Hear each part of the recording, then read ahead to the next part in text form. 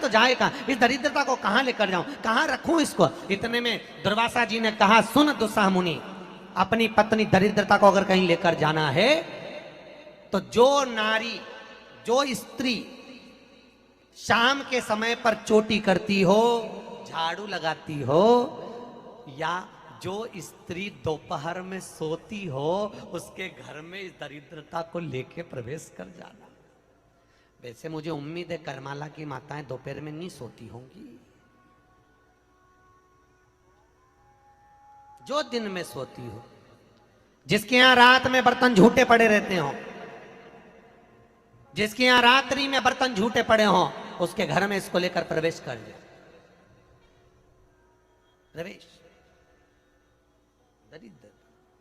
महाराज भगवान विष्णु ने दरिद्रता देवी को देखकर कहा, अरे ओ दरिद्रता देवी, लक्ष्मी जी की बड़ी बहन ज्येष्ठा, आप पीपल के वृक्ष के नीचे बैठी हो, इस पीपल के पेड़ के नीचे हम लक्ष्मी जी के साथ शनिवार के दिन आपसे मिलने के लिए आए हैं। शनिवार के दिन जो पीपल के वृक्ष के नीचे दिया लगाएगा, उसके घर में कभी संपदा की कमी नहीं होगी।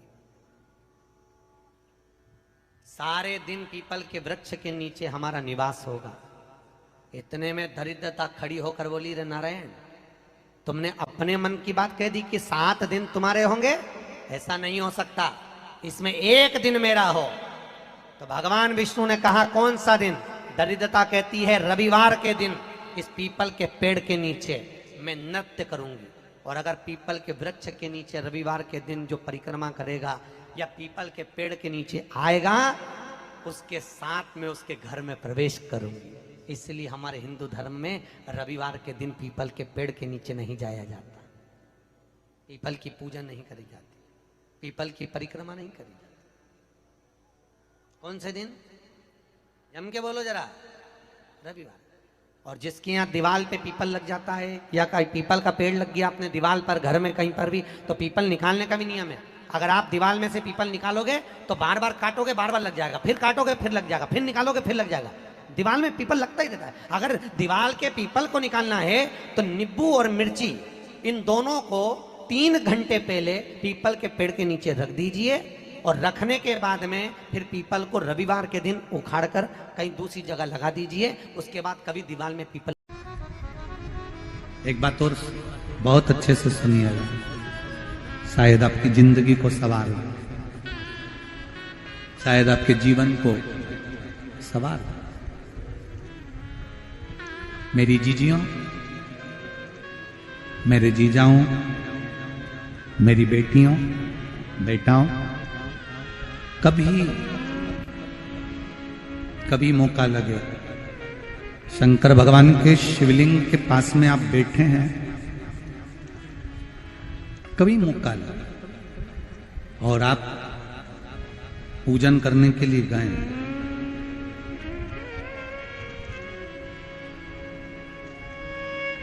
कभी पूजन करने के लिए, और आपको शंकर भगवान के शिवलिंग के पास में या शंकर भगवान के शिवलिंग के ऊपर कनेर का अगर पीला फूल देखा है ना आप लोगों ने?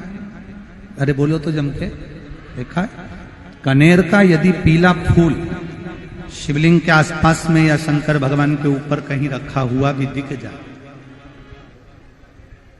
विषम परिस्थिति हो, बहुत हिम्मत ना हारते हुए, कभी भगवान अकेले में एकांत में आप पहुंचे उनके पूजन के लिए, कनेर का पुष्प वहां रखा है,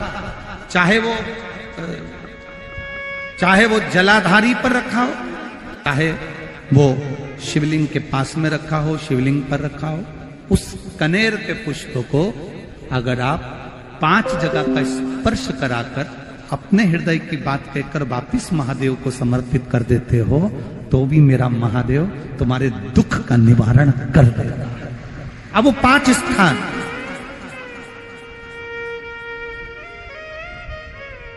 वो 5 स्थान, पहला गणेश जी, गणेश जी का जो स्थान होता है वह जगह, दूसरा षडानंद कार्तिक, तीसरा अशोक सुंदरी वाला स्थान, चौथा जलाधारी जो ऊपर से बूंद बूंद जल नीचे गिरा रही है, जया, विषहरा, श्यामली बारी, दौतली, देव, शंकर जी की 5 बेटियों का। और 5वें नंबर का है शंकर भगवान के, जो कैसे वर्णन किया जाए, त्रिशूल के 3 भाग होते हैं। करें दर्शन आप लोगों ने? ये से सामने त्रिशूल लगा है, इस त्रिशूल के ऊपर देखेंगे तो 3 भाग दिख रहे हैं, नजर आ रहे हैं सबको? त्रिशूल का जो 3 भाग होता है, उस 3 भाग का जहां ज्वाइंट होता है, जहां मिलता है, एक जगह पर देखो तीनों भाग एक जगह पर मिले हुए, 3 भाग का जहां मिलन होता है, 5वां स्थान, ये 5वां स्थान, यहां पर स्पर्श कराकर शिवलिंग पर अपनी कामना कर कर श्री शिवाय नमस्तुभ्यम कहकर, बाबा से अपने मन की बात कहकर जो समर्पित कर देता है, हम 3 महीना भी नहीं कहेंगे, हम तो कहेंगे अगर ज्यादा दुख है 3 दिन इंतजार करना, मेरा बाबा उस दुख को मिटाएगा। 3 महीना बहुत दूर